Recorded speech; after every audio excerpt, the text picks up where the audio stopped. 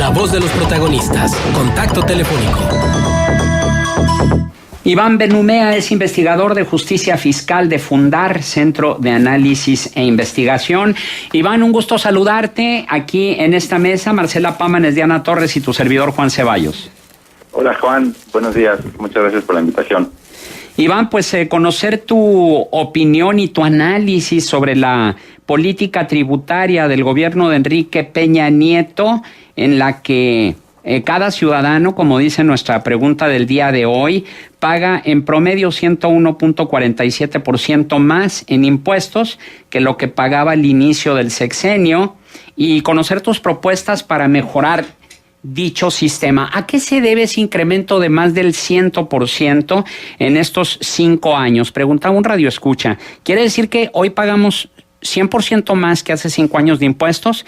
Pero bueno, qué mejor que un especialista como tú para que haga la aclaración pertinente. Claro, bueno, sí, definitivamente las personas, digamos, los que tienen la obligación de contribuir, los que están registrados ante Hacienda, en fin, y además, pues quienes, aunque no estén registrados, compran cosas en la tienda, contratan servicios, en fin, pagan más impuestos porque, pues en 2014, un año después de la entrada de Peña Nieto al poder, y como sucede en todos los sexenios, los gobiernos implementan una reforma hacendaria y básicamente proponen una serie de medidas tributarias que se desarrollarán a lo largo de este sexenio con la intención de aumentar la recaudación y mejorar las finanzas públicas. En 2014 se presentaron cambios importantes, por ejemplo, en materia de ISR, el impuesto sobre la renta, un impuesto que grava los ingresos de las personas. Se llegó a una tasa máxima de 35% sobre esos ingresos de quienes más riqueza poseen. También, por ejemplo, se implementó un impuesto a las bebidas azucaradas, a la comida chatarra. También el IVA, que en zonas fronterizas era del 11%, se homologó a una tasa general del 16%.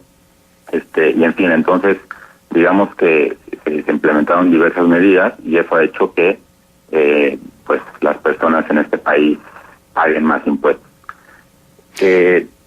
Un análisis principal sobre lo que ha sucedido en este sexenio es que efectivamente aumentó la recaudación de manera importante. Antes estábamos colocados por ahí respecto a nuestro PIB, nuestro Producto Interno Bruto. México recaudaba el 9.5% en 2013 y hoy estamos cerca del 15% como proporción al PIB. Sin embargo, México sigue estando muy por debajo de recaudación tributaria si se le compara con, por ejemplo, países de la OCDE, en donde en promedio estos países recaudan 32% con respecto al PIB. También somos de los países de América Latina que menos recaudación tributaria tiene. En América Latina el promedio es 23% y en México estamos todavía en un 15%. Entonces todavía hay mucho que hacer para que podamos incrementar de manera significativa pues la recaudación, los ingresos del sector público y así estar en posibilidades de financiar bienes y servicios públicos de calidad. Y también de una manera, también la recaudación es fundamental para poder combatir la desigualdad en este país, ¿no? Una manera en que se redistribuye la riqueza es mediante los impuestos, se grava a quienes más tienen y después eso se distribuye a través del gasto público. Y otra parte importante de lo que ha sucedido en este sexenio es que si bien se incrementó la recaudación, aún hace falta mucho para recaudar de quienes más riqueza poseen. Según algunos últimos cálculos de la CEPAL, un organismo que se encarga de estudiar las economías de Latinoamérica, en México el 10% de la gente más rica concentra cerca de las 2/3 partes de toda la riqueza que hay en el país. Esto no solamente son los salarios que recibimos los que trabajamos, sino también concentran, por ejemplo, tierras, propiedades, los activos financieros, bienes físicos que tenemos todos en nuestra casa, en fin. y el 1% de la gente más rica concentra una tercera parte de todo de la riqueza que hay en el país. Esto nos habla entonces de que hay una política fiscal que no ha hecho lo suficiente para que pues quienes por razones políticas sobre todo han incrementado de manera muy importante su patrimonio, mientras que pues las condiciones de vida de quienes estamos en el 80% abajo pues no han mejorado significativamente. Entonces son claros oscuros, digamos, tiene sus beneficios o ha habido beneficios en este sexenio, pero al mismo tiempo no hubo un verdadero compromiso con combatir la desigualdad y a través de la recaudación de quienes más riqueza tienen, pues de esa manera se puede tener más recursos para financiar bienes y servicios. Otra cosa importante que tomar en cuenta es que según algunos cálculos de la CEPAL, una persona que pertenece al 10% de la población más rica, o sea, uno de los 12 millones de mexicanos, y dividimos a los 120 millones de mexicanos en 10 deciles, bueno, pues 12 millones de mexicanos en teoría deberían estar pagando por ahí de el 35% de sus ingresos, o una cantidad aproximada a ello. Sin embargo, según cálculos de la CEPAL, en México una persona rica con ingresos muy importantes termina pagando alrededor del 11% solamente de sus ingresos. Eso también nos habla de que aún falta mucho por hacer para, por ejemplo, eliminar muchos beneficios fiscales que se dirigen hacia las personas más ricas, incrementar aún más las tasas de ISR, y en fin, otra serie de medidas que definitivamente impactan en la manera en que se recauda en este país. Y precisamente sobre esto que comenta, sin embargo, publica hoy que la OCDE coloca a México como el país más desigual y alerta sobre la losa pesada de los impuestos. Y en ese sentido, nos gustaría que compartieras con el auditorio sobre este desequilibrio diametral que existe entre los muchos que ganan poco y pagan más y los pocos que ganan mucho y pagan menos. Sí, justamente hay un desequilibrio ahí. El gobierno ha hecho mucho, por ejemplo, para incrementar la base de contribuyentes, o sea, la gente que se inscribe en el registro federal de contribuyentes. Pasamos de tener a inicios de 2013 por ahí de 35 millones de contribuyentes, ahora estamos alrededor de 60 millones de contribuyentes, entonces se han hecho muchas medidas para incrementar la base. También se han mejorado los sistemas electrónicos del SAT, ¿no? Ahora no es tan complicado declarar impuestos y han habido campañas de comunicación, en fin. Hay muchas mejoras en la tecnología del SAT. Ha habido muy pocos, pero ciertos avances en materia de transparencia. Pero sí, definitivamente algo que se discute actualmente alrededor del mundo es, por parte de los analistas de la desigualdad, es en qué medida los gobiernos favorecen deliberadamente y tras acuerdos políticos a una clase privilegiada en lugar de las razones económicas que suelen decirse y que suelen lanzarse al aire sin ningún tipo de análisis. Por ejemplo, muchas personas se espantan o empiezan a generar presiones en los políticos cuando se dice que se va a incrementar el ISR de las empresas o de las personas físicas más ricas, pues con base en argumentos del tipo: eso va a desalentar la inversión, eso va a generar pobreza, eso va a traer inflación, en fin. Y según algunos analistas, este tipo de argumentos que suelen decir las personas con más riqueza, pues en realidad es una especie de presión solamente y no hay muchas razones económicas detrás para sustentarla. Entonces, al final, esta desigualdad que existe en el país es sobre todo una decisión política por parte del Estado, algo que se replica en todo el mundo, y la vía tributaria es una manera para no solamente recaudar más recursos que podrían beneficiar a todos, sino también para poder mostrar de alguna manera un hasta aquí, ¿no?, a estos intereses. Los millonarios de México, por ejemplo, los mencionarles de una vez, han sido beneficiados sobre todo por pues recibir concesiones a precios muy bajos, por tener mercados monopólicos, por una desregulación, porque no se les cobran suficientes impuestos, o los impuestos que deberían cobrarse a comparación de otros países, y eso ha profundizado de manera muy importante esta desigualdad de ingresos, y pues al final del día, quienes en los últimos 20 años, quienes antes tenían 2 pesos, ahorita los han convertido en 2,000 millones, gracias a una serie de decisiones políticas que los han beneficiado y en donde teníamos que prestar aún más atención. ¿Se podría hablar de un contubernio del poder político con el poder económico para que se mantenga este esquema? Es decir, que el poder político beneficia al poder económico con multimillonarias exenciones, con lo que se puede eludir o evadir de manera legal, entre comillas, al fisco. ¿Y cómo romper este esquema, Iván? Hay muchas causas detrás de este contubernio. Algunas veces son explícitos, digamos. Se puede afirmar que llegan a un acuerdo con tal de favorecer a X interés. En otros casos, el poder económico busca todas las opciones a su disposición con tal de impedir el pago de impuestos, de evadir, de eludir.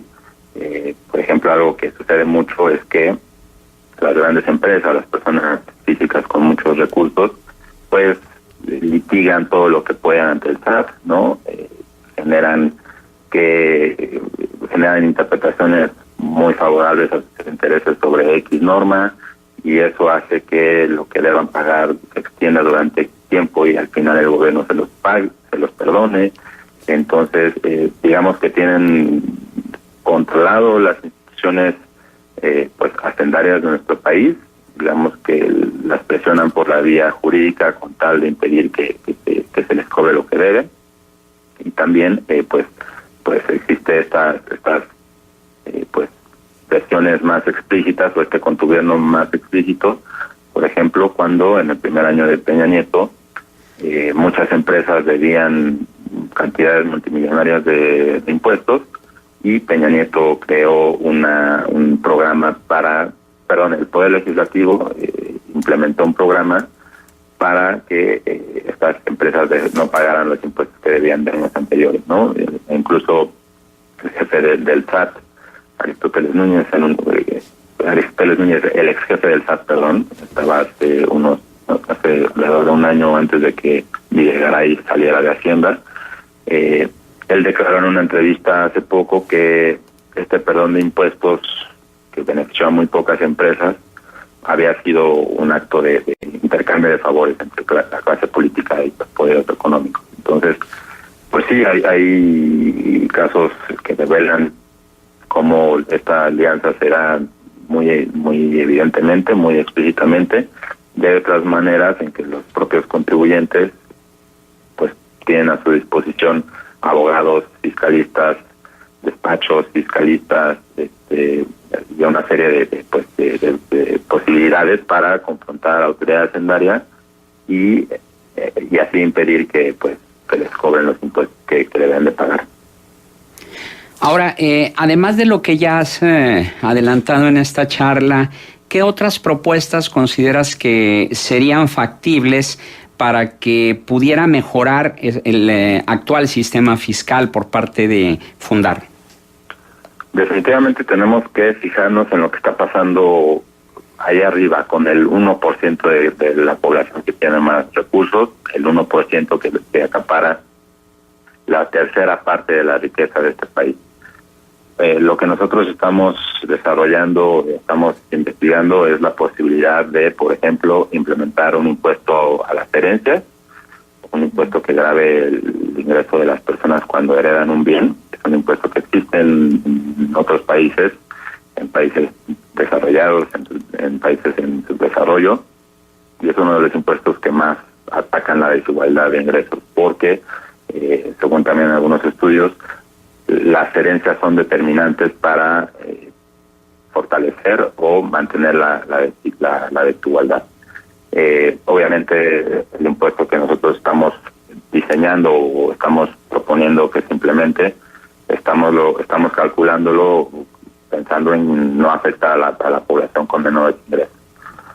Otra propuesta que nosotros defenderemos es mantener la tasa cero de IVA en alimentos y medicinas, es decir, que no se pague IVA al 16% por vegetales, por frutas, por productos que no nos requieran ningún proceso para ser consumidos, porque si se elimina esta tasa cero, que es algo que recurrentemente proponen algunos partidos políticos, bueno, pues si se elimina, se incrementaría la pobreza extrema en este país, el salario, el poder adquisitivo del salario disminuiría enormemente, salario mínimo, por cierto, que también se ha mantenido por debajo de la línea de la pobreza, sobre todo por decisiones políticas, ¿no? Hablando sobre estas maneras en que se favorece a quienes más riqueza poseen. Entonces, si no se ha aumentado el salario, es sobre todo porque existen ciertas presiones que mantienen controlado al Estado. Otra propuesta que nosotros estamos analizando es incrementar la tasa de ISR de las personas que pertenecen a este 1% de la población, y también empezar a generar cambios en la manera en que se cobra el ISR a quienes tienen acciones en las bolsas de valores, ¿no? Aunque se implementó ya un impuesto en 2014 para gravar a quienes reciben pues recursos por tener invertido X dinero en la casa de valores, no hay suficientes datos todavía para analizar si este impuesto fue efectivo, ¿no? A cuánto efectivamente de la población que tiene acciones en la casa de valores se les cobró. Sin embargo, a comparación de otros países, sigue siendo una tasa inferior. También estamos proponiendo eliminar algunas especies de beneficios fiscales que hemos documentado benefician sobre todo a la población que tiene muchos recursos. Estamos hablando, por ejemplo, de las deducciones al pago de colegiaturas, porque podríamos pensar que pues la educación es algo que se debe de fortalecer y se debe de impulsar y estimular.